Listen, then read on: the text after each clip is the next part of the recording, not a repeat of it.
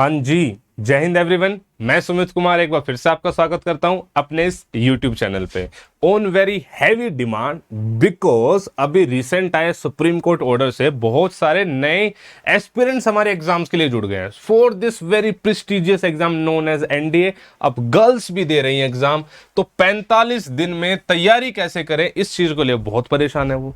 दूसरा, बहुत सारे ऐसे बच्चे भी हैं जो अभी तक अपनी तैयारी को लेके सीरियस नहीं थे या फिर डायरेक्शन लेस थे, उसको ये नहीं पता था क्या करना है, किस तरीके से करना है। अब वो भी कह रहे हैं सर 45 डेज बचे हैं, हम ना अपना बेस्ट देना चाहते हैं, आप बस एक तरीका बता दो, एक डायरेक्शन हमें दे दो, हम उस डायरेक्शन में काम करने को तैयार हैं। मैं उम्मीद कर रहा हूं मैं ऐसे ही स्टूडेंट्स तक पहुंच पा रहा हूं जो कि सीरियस है और अपना बेस्ट देने को तैयार है। मैं बता रहा हूं 45 डेज अगर आप ढंग से मेहनत करोगे तो चीजें पॉसिबल है।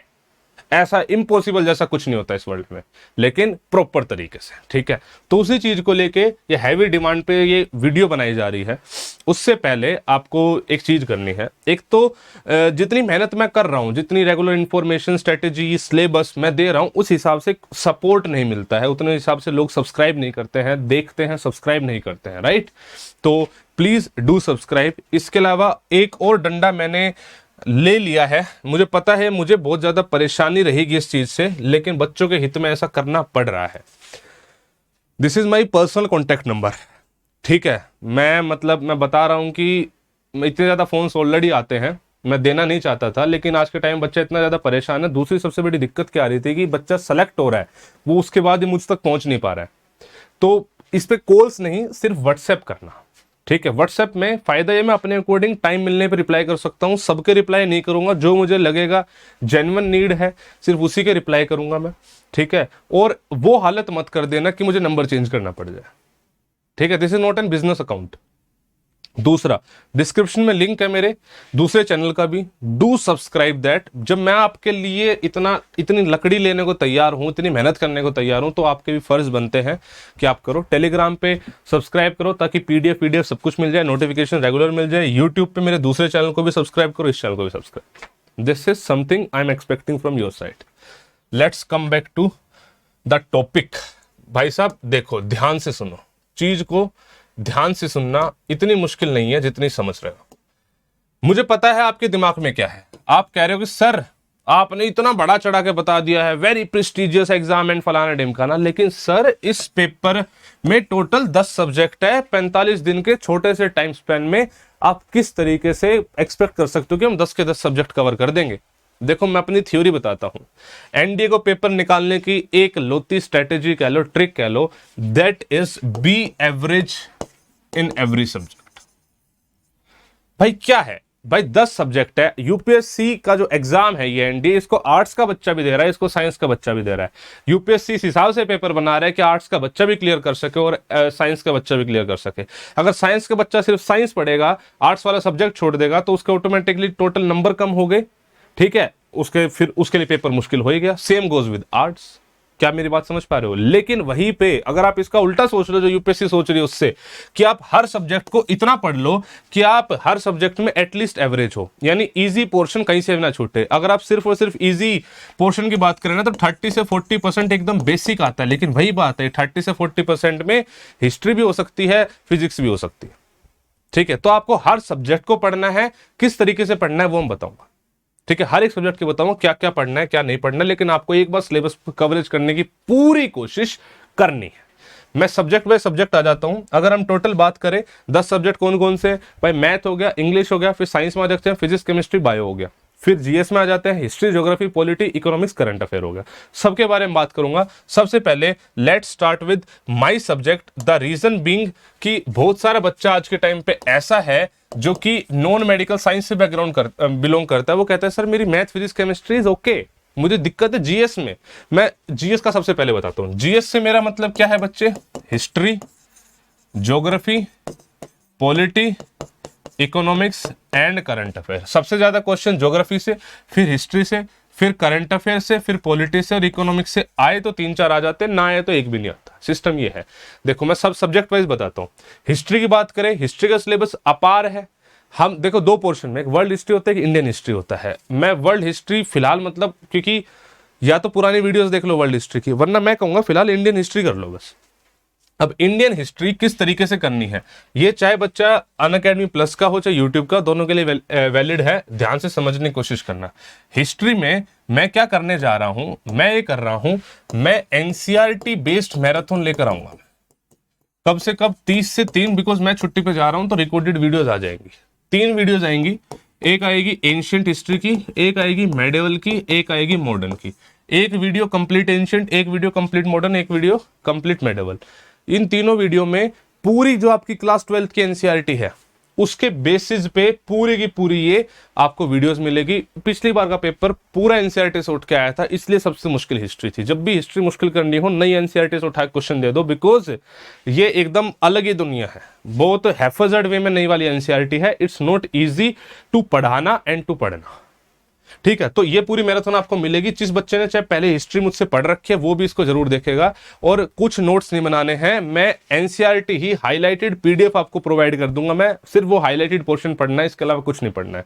कंपेरेटिवली थोड़ा सा बोरिंग हो सकता है, बिकॉज मैंने बताया हैफर्ड वे में कोई चीज किसी से लिंक नहीं है, लेकिन मस्ट है पेपर के लिए करना। तो एक तो ये चीज तो करनी करनी है।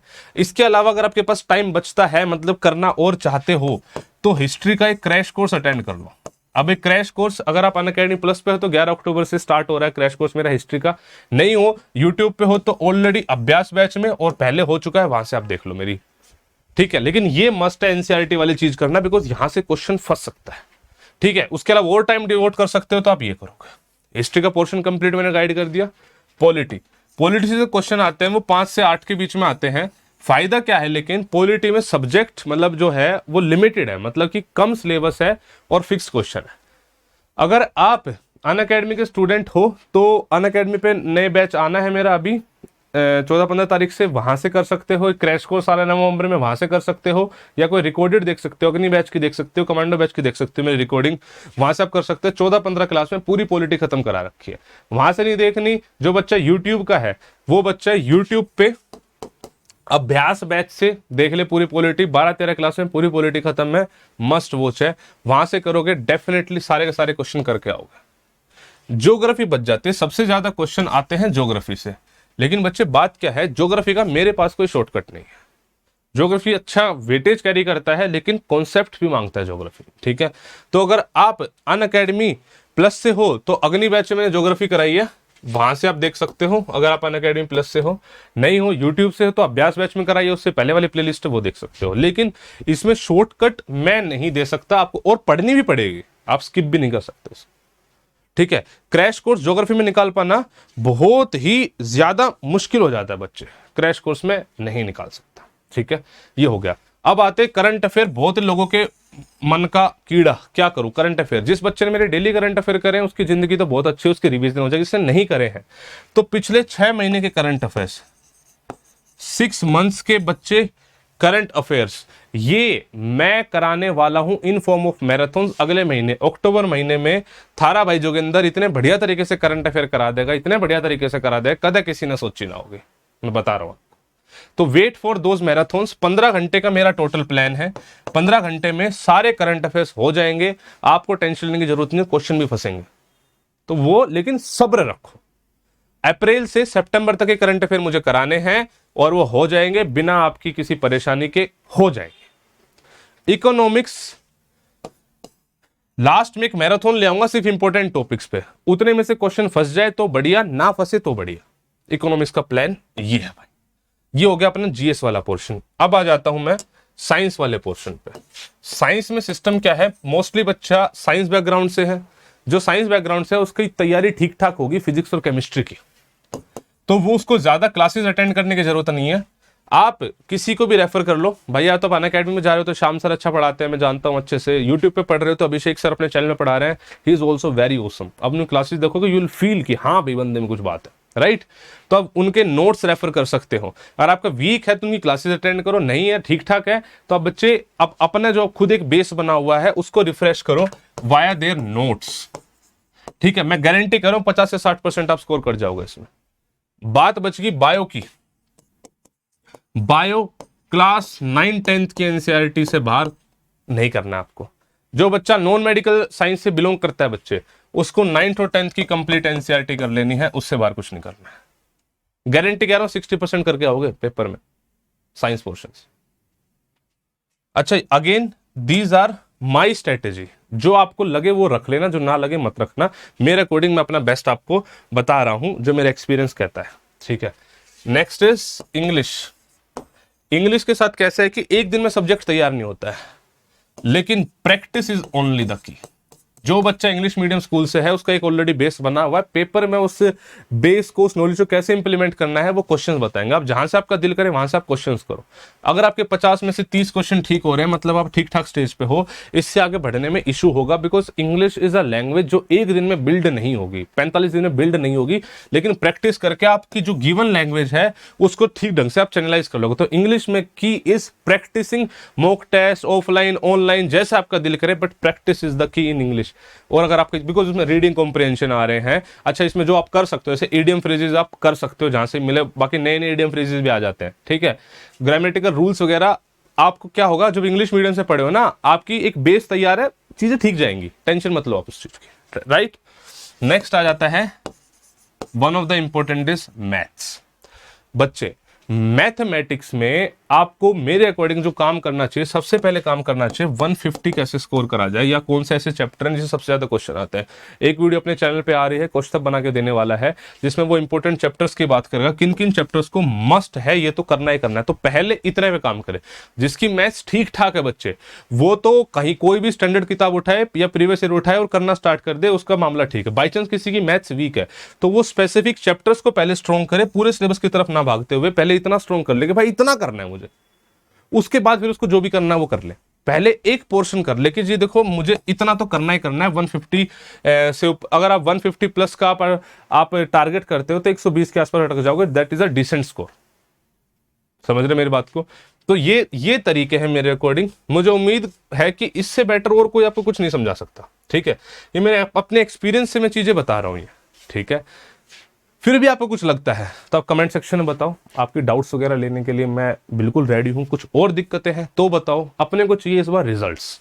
मेहनत कर रहा हूं मैं जी जान से, रिजल्ट्स चाहिए। लड़कियों का पहला बैच वहां पे जाए तो सुमित सर का नाम जाए वहां पे कि हाँ जी हम सुमित सर से पढ़ के आए, सुमित सर की गाइडेंस में हम यहाँ पर आ पाए। ये अपना सपना है, ठीक है। लड़के ऑलरेडी वहां पे जा चुके हैं, बहुत बच्चे आपने देख रहे हो कम्युनिटी पोस्ट में आते रहते हैं, बहुत बच्चे ऑलरेडी वहां पे हैं।